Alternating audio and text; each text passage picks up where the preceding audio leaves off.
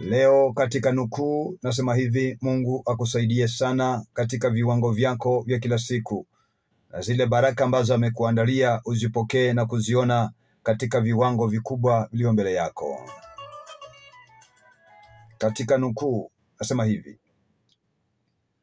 bali Mungu huchagua mambo mapumbavu ya dunia hii iwaibishe wenye hekima. Tena Mungu alivichagua vitu dhaifu vya dunia hii ili aviaibishe vyenye nguvu. Hekima ya Mungu hii zaidi ya hekima ya kibinadamu.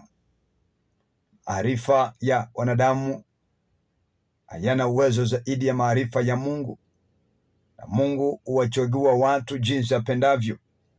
Leo hii katika nukuu nakupa moyo na matumaini kwa ajili ya siku zako za kesho na tena siku zako zijazo.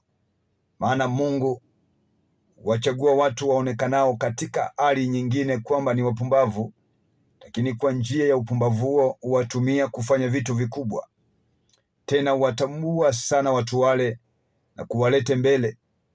Wachagua watu waonekanao dhaifu katika hali ya udhaifu wao, watia nguvu, na kwa njia ya udhaifu nguvu hizo zinadhihirisha ya kwamba Mungu yu pamoja nao. Tena Mungu huchagua vitu vinavyoonekana hivi ili vinavyoonekana hivi vipate kuaibishwa na visivyoonekana. Maana pasipokuwa na Mungu hatuwezi. Bwana anaweza tumia hata vitu visivyoonekana ili vionekanavyo vikapata aibu. Acha neema ya Mungu ikutoshe. Maana katika vitu vinavyoonekana pawe na neema ya kutosha. Ndio katika habari zile zote za imani siku zote ukutia moyo ya kwamba imani ni bayana ya vitu visivyoonekana, ni vitu tunavyovitarajia na utendeka. Angalia, Bwana hutumia vitu visivyoonekana ili vinavyoonekana vikaibike. Imani yaonekana kuwa kitu kisichokuwa cha maana, maana mtu huamini ya kwamba imefanyika na bado haijafanyika. Mtu huamini kwamba imeonekana na bado kijaonekana kile anachokihitaji.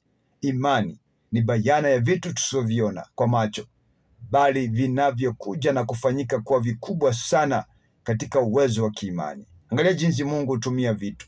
Ndio nasema hivi katika habari za nukuu ya matumaini, ya kwamba tena Mungu alivichagua vitu vingine vinavyoonekana vinyonge tena dhaifu mno, ili vinavyoonekana na nguvu na zidi kuwa na uwezo vikaibike. Usijishushe moyo wala kukata tamaa wala kuona ya kwamba hauwezi. Mungu anakufahamu kwa unyonge ulionao, anaujua. Tena anafahamu vizuri sana, anakujua toka ndani mpaka nje. Kumbuka habari za Nehemia wakijenga kuta za Yerusalemu na malango yaliyoteketezwa. Nehemia alisema, tunafahamu ya kwamba tu dhaifu, lakini tuna Mungu mwenye nguvu. Tunafahamika ya kwamba tu dhaifu, lakini tuna Mungu mwenye hekima. Tunafahamika tu kweli tunaweza dharauliwa na watu, lakini tuna Mungu atakaye tuinua katika hatua zingine. Basi katika habari za nukuu ya matumaini asubuhi njema kabisa, bali Mungu huchagua mambo mapumbavu ya dunia hii yawaibishe wenye hekima. Tena Mungu huchagua watu waonekanao dhaifu ili wanaojiita wenye nguvu wakapata aibu. Basi jitie moyo popote ulipo ya kwamba Mungu akiwa upande wako utashinda, na sehemu ya ushindi imbele zako. Na ndiyo nukuu ya matumaini asubuhi njema kabisa na Matthew Ndiva.